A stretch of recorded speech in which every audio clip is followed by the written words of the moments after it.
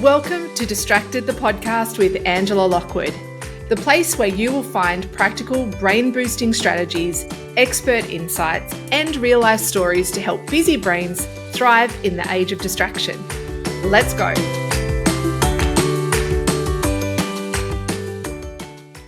Welcome to Distracted. I'm Angela Lockwood. Thanks so much for joining me today. I'm going to get a little bit honest and open and vulnerable with you today. And it's about a recent decision that I made. And I just want to talk to you about sometimes there are downsides to making decisions. So the downside of deciding is really what today's all about. And what led me to want to share this with you is I see so often people who get really stuck in indecision. They know that they have a big decision to make or even just a small decision. And there's a whole lot of reasons why they become really overwhelmed with making the decision or making the choice. And in fact, something that I've been really fascinated by for many, many years. Back in 2015, I wrote my first book, and it's called The Power of Conscious Choice. And it was really about how choices have defined my life. And my parents, particularly my dad, always brought us up with the thinking that you live by the choices that you make. So as kids, it became sort of like our family mantra, right? Where it was like, if we made a good choice, then you live by the choices that you make. You take it, you own it, and you celebrate that that was a great choice. But then there's also the flip side, that you live by the choices that you make. That if you make a choice and you do decide, and it doesn't turn out the way that you wanted, or it wasn't the best choice of the time, then you also have to own it, and you have to decide of what you're going to do next with that. And so I think I wrote the book very much because of, I guess, my upbringing, and it really formulated a lot of my thoughts as an adult. But it also, there was certain points of time in my life where making a choice had a really pivotable, it was quite pivotable is the word. There you go. Time in my life that sort of took me on a different trajectory to what I was on. And it was these moments of choice that I had that became something for me where my life either became so much richer and so much more wonderful. But there were also other times where I really had to learn from the choice that I make and it didn't really go according to plan.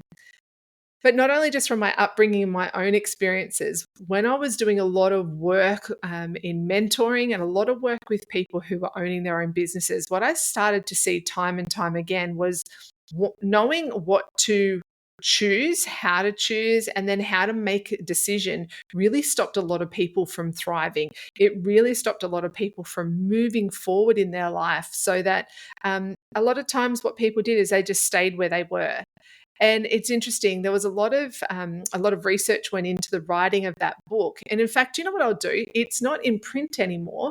It all was sold out, and we decided not to go to reprint. But what I'm going to do is I'm going to give you the opportunity to download that book for free. So if you head on over to my website at angelalockwood.com.au and go to choice, then what you'll do is you'll find the free download of the book. So please download that, and it's my gift to you. There you go. I love, see, when you don't go by script, then you can make these things up on the spot, and you can make the choice right there and then, make the decision, and then you can give something away for free. It will be my gift to you, because what you'll do is you'll see this conversation in so much more detail. You'll understand the processes that I'm talking about, but it'll also give you a really lovely context, because you'll see how one really big decision that I had to make in my life really did shape the way that the rest of my life unfolded. But what does this mean for you? Okay, now the one thing that I guess the downside of deciding that really led me to having this conversation with you today is I've done a lot of work working in the education system and working with children and working with parents. And I kept hearing a theme come up that parents and teachers needed support around how to best support kids. And so I thought, then I had a lot of experience, a lot of knowledge, a lot of passion in that area, then I am going to serve that audience. So what I did in traditional Ange way is that I jumped in, I created this amazing platform, this amazing program that it was a membership for parents and for teachers, and the content was phenomenal. I was, if I do say all of those myself, right, it was really wonderful. And what really quickly I started to see was that my focus was getting distracted, that I was being pulled away from doing my other work because I started to focus on this. Now, without going into too much detail, we had a lot of members coming on, but something just wasn't sitting right with me. I could see that it wasn't getting the traction that I hoped. Sure, it was only right at the beginning stages, but what I also started to see was that my ability to focus on other things in my life started to slip. And what I noticed was when I was focusing on trying to build this, then my attention was taken from other areas of my life that still needed my attention. And it was more areas in the business rather than, family and my health. What I quickly did is just having some systems in place around at what point do you make a decision about something. I really quickly decided that I wasn't going to progress with that membership platform. And there was lots of different reasons that went into that. But fundamentally, the reason was I was spreading myself too thin, that I was really trying to do too much, serve too many different audiences. And so by doing that, I was spreading myself too thin and not going into the depth that I like to go into for the clients that I work with. So for me, one of the deciding factors around shutting that membership down or putting it on hold for however long I need to was I was really worried about missing out. And again, it's like the fear of missing out often pops up in human behavior, right? That if I was to make a decision about this, then that means I will miss out on that. And for me, it was, well, I had this choice. I could either go down the path of keeping it open. I could do a much, less job than what I was doing and not serving the community as well as what I was, or I could stop it. And it was an interesting path because I had these different pathways open to me, and every pathway seemed quite legitimate. It seemed quite doable, and it seemed quite like I could do any of them. But for me, what was happening was I was really noticing what some of the, and through awareness was some of the things that were coming up for me in the process of making the decision around what I wanted to do with it. And I've seen this pattern come up a lot with people in lots of different ways, that they make decisions in their life, is they feel quite stuck in their decision.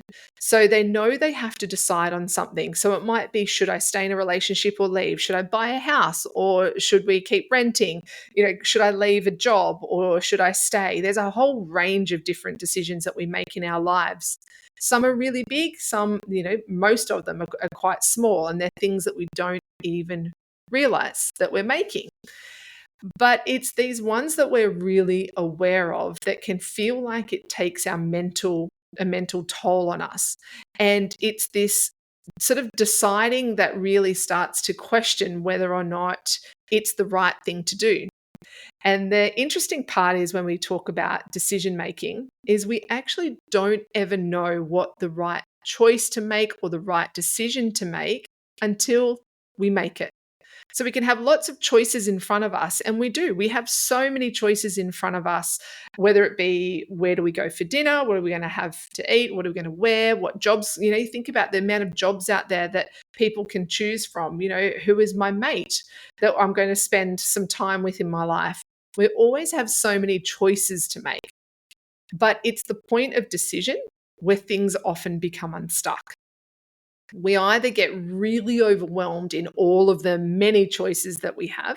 And I see this at so many different parts of our lives and so many points of our lives. Like I think of my son right now, and he's in year 12, and he's got so many choices in front of him of what he can do once he leaves school. But those choices in themselves present a problem because of the very essence of what we're talking about today, the downside of deciding. Once you make a decision, then what that does is it shuts down the possibilities of all those other things for that point in time. So let me sort of unravel this a little bit more for you. You think about you have a choice, lots of choices in front of you, and you need to make a decision.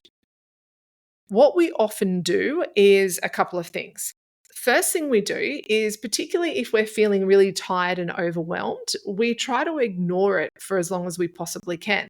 So it might be that you're feeling a little bit disheartened in your work and you know that you want to move on.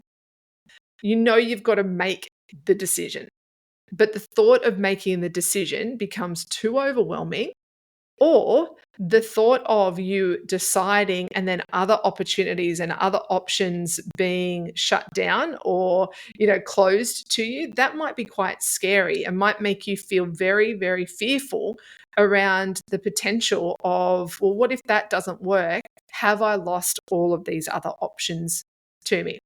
So when we get to that point, we know that we've got a decision to make. Sometimes the discomfort of sitting and not knowing outweighs the decision to make in the first place. So you might be sitting there feeling really uncomfortable at work. You don't want to be there. But if you decide, or the process of making the decision just feels so out of your reach, it feels so overwhelming, so complicated that you just decide to sit in the discomfort of staying in your current job.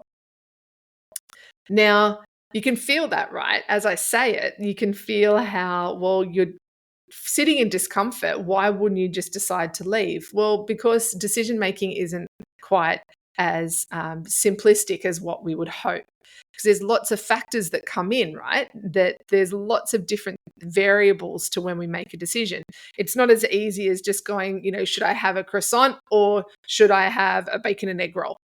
They're two very different things, and that you've got choices to make, and that what do I feel like right now? And it's not a life or death decision.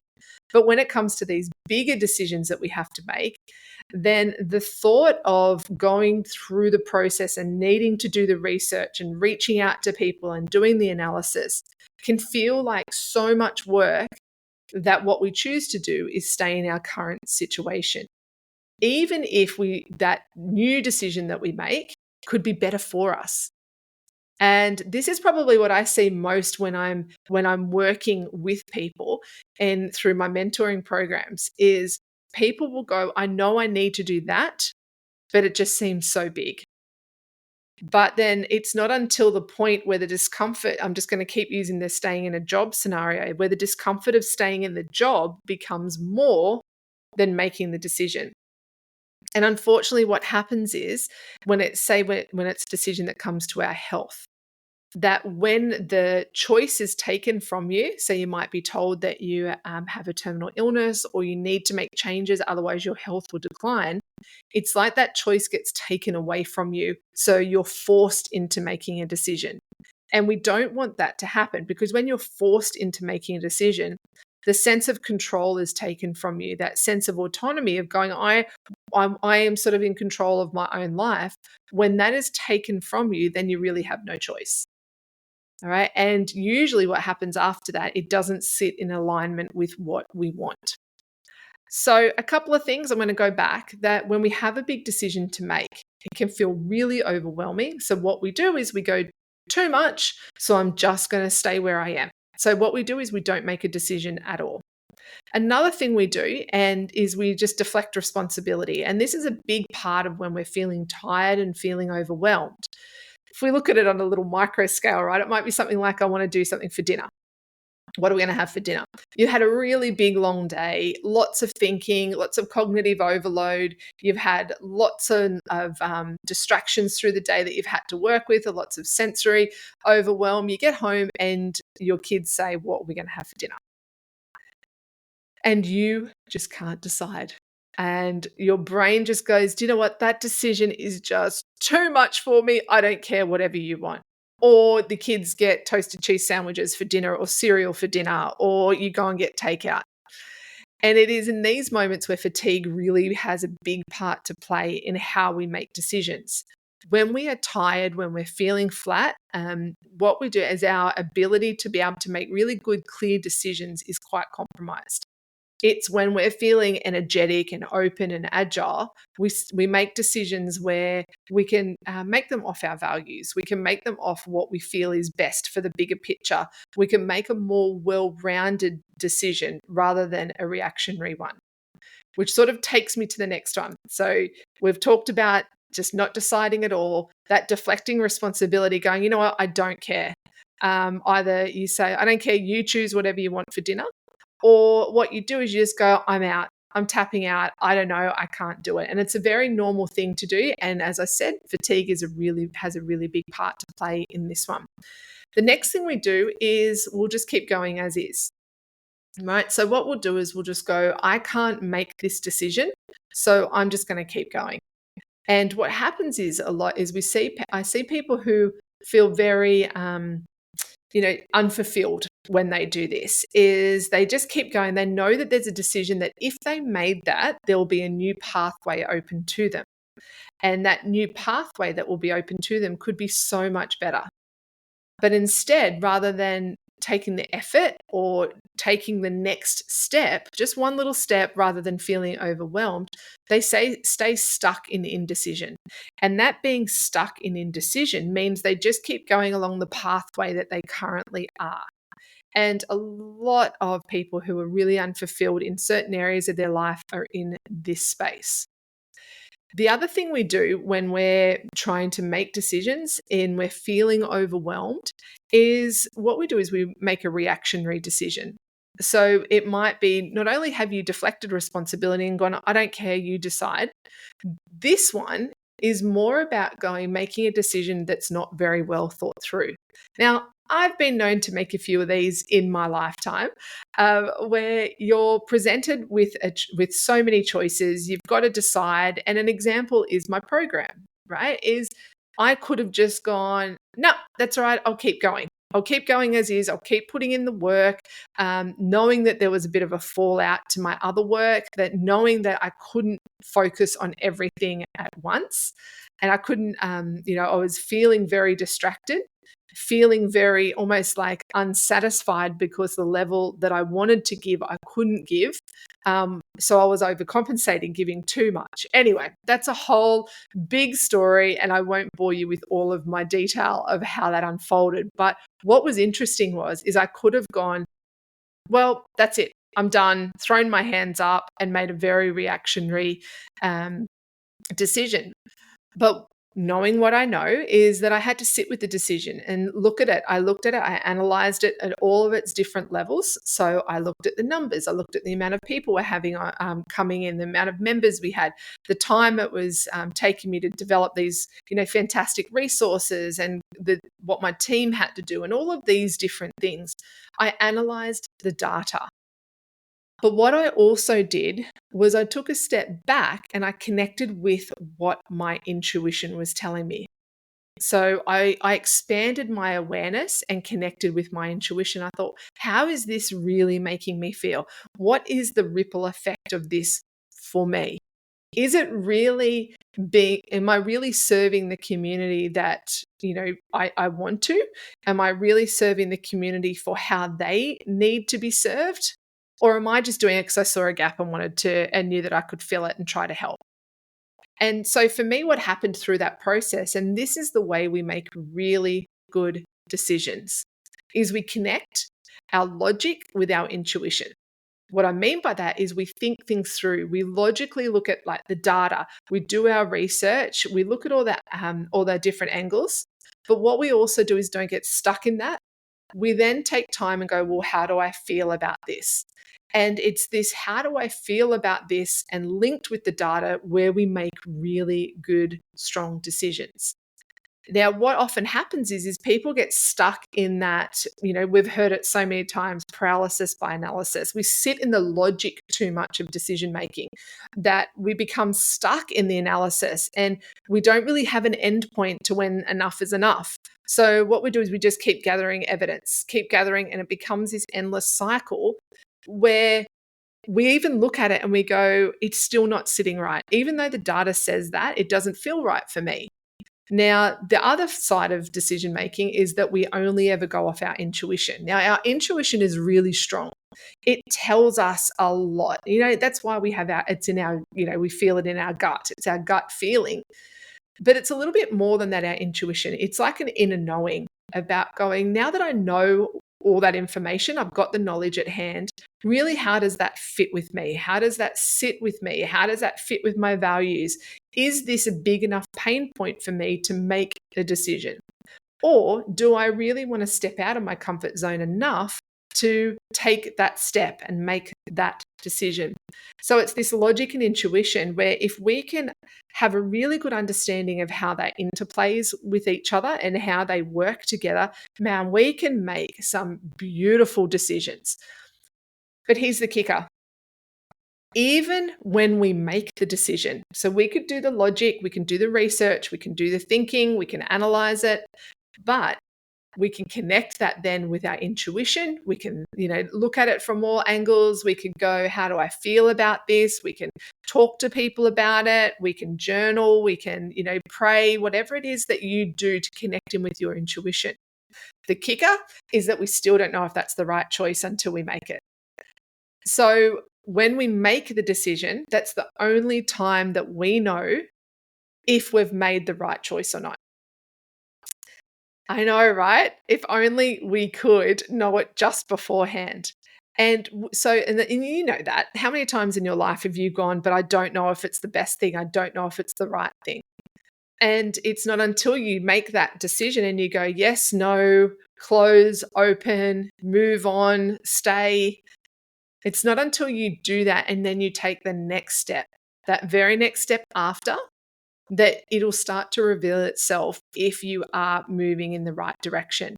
Now, the next step may not be like in the next 20 minutes after you make the decision. It could be in the next month, the next 2 months, but you will know whether or not you're on the right pathway or not. And what often happens when we're working in this indecision space is that it really comes from a base of fear, that we don't want to miss out. We don't want to shut down other options. But if I say that, if I choose that, then what about if that thing is better for me? And the wonderful thing, let's look at it as a wonderful thing, is that we don't know until we decide. So if you are here and you are listening to this and you're like, oh my gosh, I so needed to hear this from Angela. I have this big decision I've got to make, but I can see why I'm not making it. It's either that the decision feels too big to even make. It might feel too big to make on your own. It might be that you're just not clear around what the next step is. It might be that you are so tired, so drained that the thought of even having to decide just becomes too much for you. Whatever that is for you, what I encourage you to do is to think about those two areas that I have just spoken about. So one being your logic. Do the research, do the numbers, do the analysis, park it, and then spend a little bit of time going, how do I feel about this? So what do I know about this and how do I feel about this? And if your intuition is calling out going, even though the numbers aren't clear, the numbers are saying, don't do this, but for some reason you are being drawn to it and you are being driven towards it, and you know that that is the best step for you, then make the decision. And then it's up to you to take it to the next point. Now, if 6 months down the track, right, you have made the decision and you're moving forward and you get to a point where it's like, actually, I should never have done this, then you've got to own it. Like my dad said, you've got to live with the choices that you make. And the beautiful thing about deciding is that it leads you to the next decision. So then you have another choice to make. If you get to a point and you've gone, do you know what, this is not working how I want it, then that's a point in time for you. It's like a gift to you to go, well, you have the ability to choose again. So here are your choices. Now, what are you going to decide? And it's this continuum of choice I talk about a lot in the Power of Conscious Choice. It's about realizing that a choice that we make will just lead on to the next one. So when you decide, when you make a decision, based off all of these choices, you make a decision, it then opens up a whole new lot of reality for you. And it opens up a whole new lot of choices for you to decide on. And when we do this, when we see it as this continuum, What I see a lot is when I explain this to my clients, this continuum of choosing, it almost just takes the pressure off the overwhelm. It takes the pressure off. Is it right or is it wrong? Because what we know then is we get the ability to choose again. No, like I've made some terrible choices in my life. Holy moly. If only I knew now what I knew back then. But the thing for me is I can sit in that and go, I wish I had chosen differently. I wish my decision was this. But the thing I need to do is take the lessons from that and make sure I don't do it again. And that's the beauty of of choosing and making the decision cycle, is that it leads to the next thing. Now, if I keep repeating those same patterns and not learn from it, whether it be I made a decision that was just cracking and it was amazing and it turned out so wonderful, or I make a decision and it didn't turn out how I hoped, then if I keep making the same pattern off the ones that didn't go according to plan, then that's on me. I need to learn from those. But again, the ones that have turned out really well, it's also important to look at those and think, well, what is it about that made that decision really fantastic for me? It might have been timing. It might have been people. It might have been my mindset at the time. It might have been my energy levels at the time. There's lots of factors. So if you are right now sitting thinking, I have lots of choices I've got to make, I've got them all in front of me, but I am just so scared of making the decision. Have a look and think, what is it that you're actually scared of? Are you scared of the overwhelm of the process? And that's an easy fix. You break it down. What is the next thing you need to do? Are you scared of missing out on something? And that's a very real one, because yes, when you decide, it does shut out those other things that you said no to. Or maybe you said no to this and it opens up a whole another lot of things that you can say yes to. But the fear the fear can either drive you to make the next choice and then decide again and then decide again, or the fear can keep you stuck where it is. And what we know is that people usually don't shift until the fear outweighs each other. So the fear of staying still outweighs the fear of moving forward. So what people do is they make the decision and then they go, well, I don't want to stay like this anymore. I want to keep moving forward. So then the decision becomes clear. So whatever decision you're sitting on at the moment, if you have lots of choices in front of you, then take a step back from and then go, well, what ones are logically working? What data do I need? Who do I need to reach out to? Then take the time to connect which one feels right for you based off that information. If it's a situation for you where it's like this one or that one, you've got either A or B to decide on. And the fear of going, if I say yes to this, it means I'm shutting that out. Then you've got to take some time to bring the awareness to the decision and think, well, is the shutting out of one really going to create more fear for me, more pain for me? Or is it going to open up so many amazing, wonderful possibilities? And do you know what? You won't know until you make the decision. So the downside of deciding is that we don't actually know what the outcome will be. We don't know if it's the right choice until you have made it. So my encouragement for you is whatever you're sitting on, don't sit on it forever.